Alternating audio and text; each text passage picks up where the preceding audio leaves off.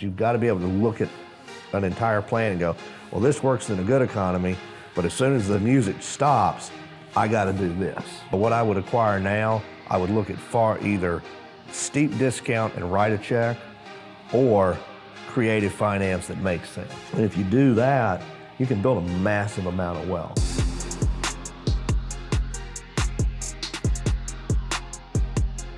You're pretty young, 44 years 44. old, and you've had a lot of success. And I think a lot of people, when they see someone like you that's young, flying, your own plane, taking helicopters to meetings and doing all this, they're like, oh, does he come from money? But we had this discussion last night at dinner, and that isn't the case. You, at a very young age, maybe a bit of luck or just a bit of being in the right place, the right time. Can you just talk about your journey and how you got to where you're at? And I know a lot of it is just smart investing. Yeah, I mean, my journey is definitely unique.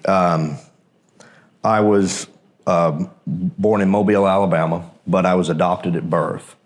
And where that gets a little bit interesting is, so my dad was married, he had 3 children. Then his first wife died, then he remarried someone who was 27 years younger. They had a child that died at birth. And then a year or 2 later, I was adopted. There's a longer story to that. The doctor that delivered me was actually a family friend and kind of put it together.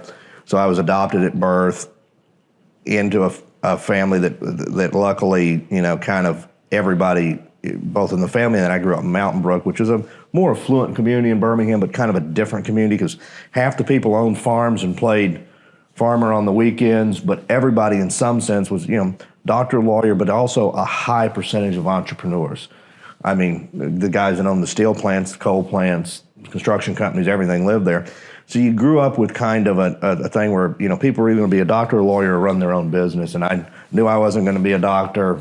I wasn't going to school until I was 35 years old. That wasn't happening. Didn't really want to be a lawyer. I figured I wanted to hire the lawyers.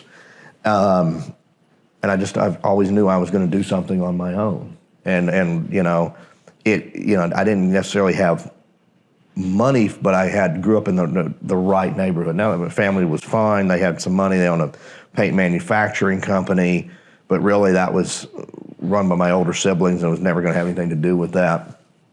So that went away. I kind of just always did my own thing. I started we had some farm property, and I converted some of that into a bunch of catfish ponds that I sold and actually made a profit on. I had a small trucking and underground utility construction company in my late teens. In your late teens? Yeah, small, but yes.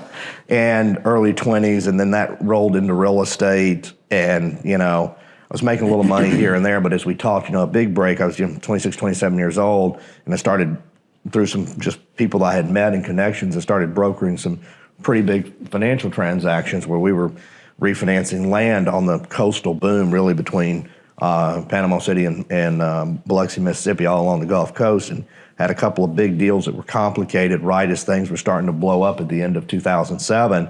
And we rescued a deal that was about $42 million, and we had several points put in the deal and did a couple of others. So I was able to make a couple of $1 million in my mid-20s, and then take that couple of million that I made from structuring other people's problems, which I happened to be good at, and then started rolling that into properties and other things. And then, I kind of got out of doing any of the construction or trucking business before that because it's just hard to run, and you make a little money, but not a lot. And I knew I wasn't going to grow it to something massive, and kind of had really liked acting as a financial broker and then becoming partners in deals.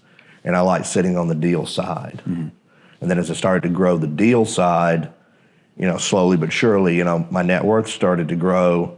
Didn't have a lot of cash in my pocket because it didn't matter if I made $100,000 or $500,000. I was dumping it into an asset, mm-hmm. Both for tax reasons and to grow, and then just that snowballs over time. And I definitely want to cover the tax side of that because mm-hmm. that's an important thing. A lot of times people will strike a big deal, they'll make that money, and then they'll be like, I'm set. And then that money diminishes, and then they're starting over at ground floor again. But you just kept rolling it and kept going. So you were almost always keeping yourself broke from a cash flow standpoint, but you're building assets. Definitely, and and like everybody, I had a few bad years that like everybody had, where you had things that didn't go your way. properties that took too long and weren't finished on time, ran over budget, market changes. But you just have to have the tenacity to keep going. Like I said, I've never been broke in the sense that I have had no money. Now, I've had not enough cash to buy a goddamn hamburger, but I had a, net worth in the millions. Yeah. But there's a difference between cash on hand, and as you get older, you learn to make sure you always keep enough cash for whatever. When you're younger, you may use, oh, that's another deal, I'll just buy it. Who cares if I got 10 grand left? It's a little bit about growing both to say, okay, I'm going to do this, but I'm always going to keep this much cash. So you could afford the cheeseburgers. Yeah, exactly. Yeah, exactly. And it's like, and I really learned that when in the '08 we were helping some major developers, and I've looked at a couple of guys that were worth well over 100 million, one of them 200 million, and their cash was just gone.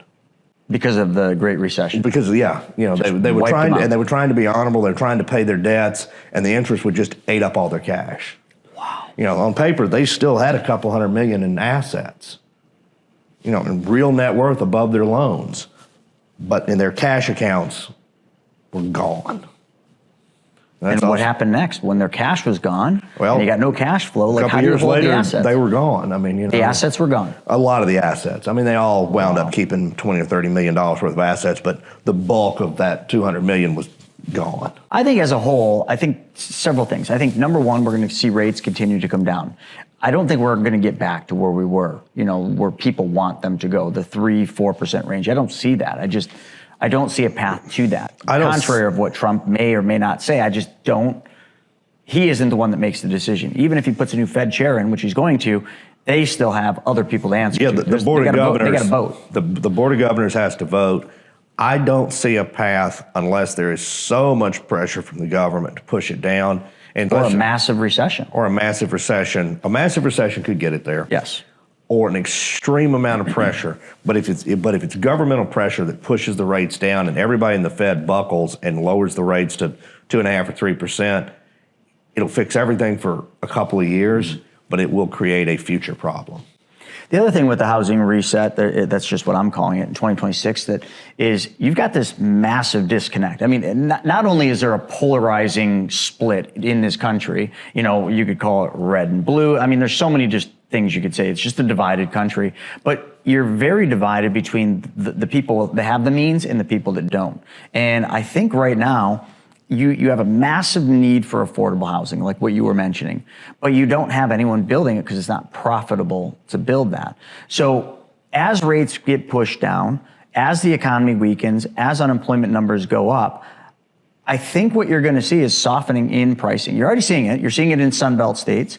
Rent's there. You're seeing delinquency rates in double digits in those areas, but you're also seeing prices get pushed down in some of those double-digit price drops. Yeah, well, that's what's hurting a lot of the multifamily syndications. They also underwrote on crazy rent numbers that aren't in the market anymore.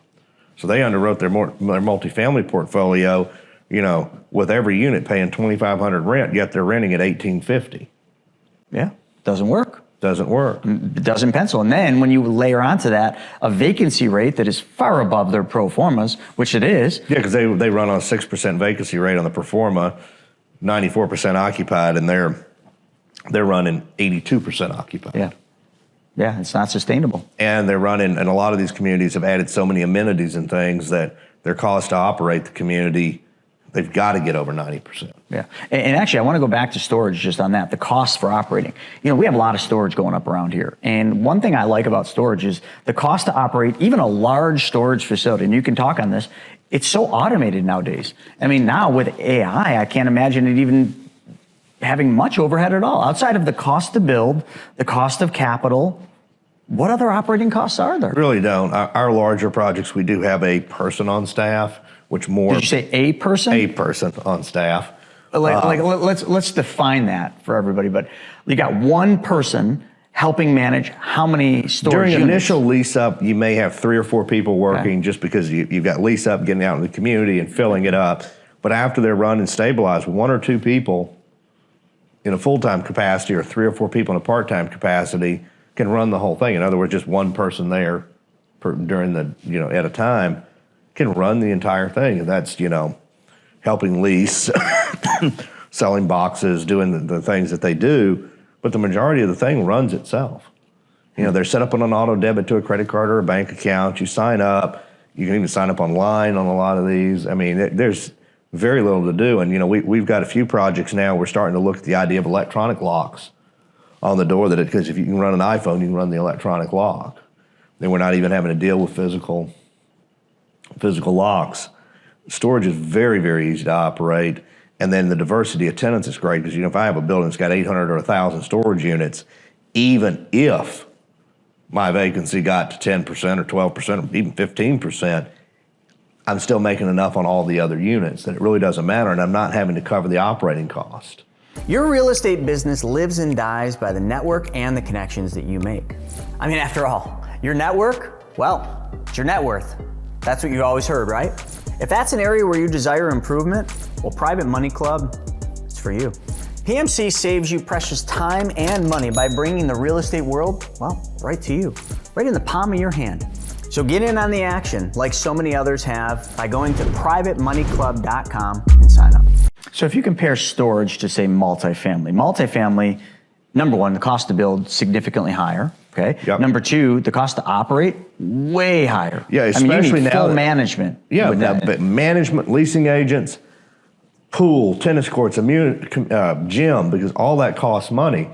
And everybody now, if they want a premium Class A apartment, it needs to have a nice gym. It needs to have a nice pool, nice tennis, nice everything you can think of. That all costs money. It costs money to build it, costs money to operate it, costs money to maintain it. And apartments just aren't cash flowing now unless you're in the right spot in the right area as much as they used to. Where on the other hand, the storage is, yes, we built a very, very nice product. Everything's top of the line, top class, and we probably spend a little more than we would have to for those top higher end finishes. However, every one of the products leases better, minimal staff, which the minimal staff makes it sometimes hard to get approved in areas that it's not going to employ a lot of people. And then predictability of revenue. And then once people have moved their stuff into storage, they tend to leave it there for quite some time. I think the average 4.5 or 5 years. I got to go back and look. And it's just recurring revenue every month. Mm-hmm. You know, and also when somebody stops paying, much easier to evict. It's, you know, certified letter, depending on the state, whatever. You get it, you get your unit back, you auction off what's inside, you're done. What's that show? Storage Wars. Storage Wars. That's still airing? I don't know. Yeah. But yeah, they showed how easy it was to get people out. But once you get them out, then you can just, you know, you sweep the damn thing out and release the fucker. It's pretty easy. No painting, no carpets. No. And some of the units with the, you know, cinder block walls, even though they're covered with steel and then steel roll-up doors, I mean, unless they've been in there with a sledgehammer, they're not going to damage it. Right. I was talking to a guy the other day. His family's worth billions. And I just said, are you doing this? No. Are you doing this? Are you doing this? I said, how often do you meet with your CPA per year? He said, one time when they asked me for my numbers, and I give it to them and they file my tax return. I'm like, are you kidding me? Like, you know, I can't even imagine how much you're paying in taxes. But like, how does that happen? Like, how did you handle that? I think a lot of people just don't want to mess with it because you have to plan, and there's a lot of things you do. You buy an airplane. We're back to 100% depreciation, Section 179, which has been talked about for years, but it's back. So right now, great time to buy a plane. You go buy a $5 million airplane, and you can write the son of a bitch off. Oil and gas investing is something that I've done. I love that. Because of the IDC intangible drilling credit, because it's one of the only things that can get rid of ordinary income. Yep. Because it can slice your ordinary. And I don't think a lot of people understand that, but ordinary income is very different than passive income. Like you need to get rid of ordinary income. That's where oil really is a major play. Yeah, and oil through the IDC, which is intangible drilling credit, and some other things can get rid of that, and then you get depletion write-offs every year as you produce. So the airplane's been beneficial. Oil and gas investing has been beneficial. The fact that I'm a real estate developer really helps because I build a lot of large projects, which means I can use Jeff Hyatt and others for cost segregation. And the cost segs allowing us to front load all this depreciation through a study really helps it. We just did this building through Jeff. And there's nothing at that point that, you got to make a massive amount of money before you pay the IRS. And then I have operating businesses that all have different structures. I use some structures between some LLCs and C Corps and a couple of trusts. That gets more complicated. That would probably be more of a detailed discussion one-on-one with somebody that needs to set that up. But everybody that has any form of properties can use a cost segregation study when they buy properties. You know, if you're buying an airplane or something like that, I mean, that's not everybody, but it's a big help. You know, if you, you know, and I've seen some people that didn't necessarily want to own an airplane, but they didn't want to pay the tax, and you know, they're going to own it for a little while. And I think, and I'm, you know, you got to consult with your CPA, but Jeff had told me because this building, because we're owner operators, the deductions we get from the cost seg can be written off against ordinary income because we are an owner operator. Are you familiar with that? I'm familiar with that, and I know a lot of it can be. So why would anyone that owns a building that's an owner operator not do that? Because they don't know to do it or think it's too much trouble. What, a phone call? Yeah. Because literally, it was 2 phone calls. But we also see that it's you know, kind of another example, you know, that I see, you know, not on the tax side. It's like some people come up to me and, you know, all the gurus online talk about good debt and bad debt. Well, first of all, what kind of person are you? Right. There are a lot of people that need to follow the you know who out of Tennessee and just do nothing. They just need to pay off everything and live on cash because either they mentally can't handle the stress of having debt or they're too tempted to bad debt. Now, business people that I think that can control it, the only way you're really going to create wealth is to use debt. You're going to have to use it in real estate to have any velocity of acquisition, because if you got to save 10 years to buy one rental, it's not going to get you there. You've got to use debt properly, use your credit cards properly, use your debt properly. And if you do that, you can build a massive amount of wealth. Now, there may be a time later that you say, okay, I've built up this huge portfolio. I'm going to sell off part of it and use the equity from that to just zero out or massively pay down my debt and then pay it down over a few years before I retire from whatever I'm doing. And then I'll have everything debt free because I'm not intending to grow. But if you're going to keep growing your business, you're going to have to use debt. I mean, I can't go out and build 5 storages at $25 million apiece in cash. Nope. You've got to use debt. And I think a lot of people just don't know how to use that. No, and we've seen that with people that you and I both know in the single family space who thought they were rock stars, buying houses, flipping them, fixing them, and renting them, but they were counting on an exit through either DSCR or they were counting on an exit through a sale.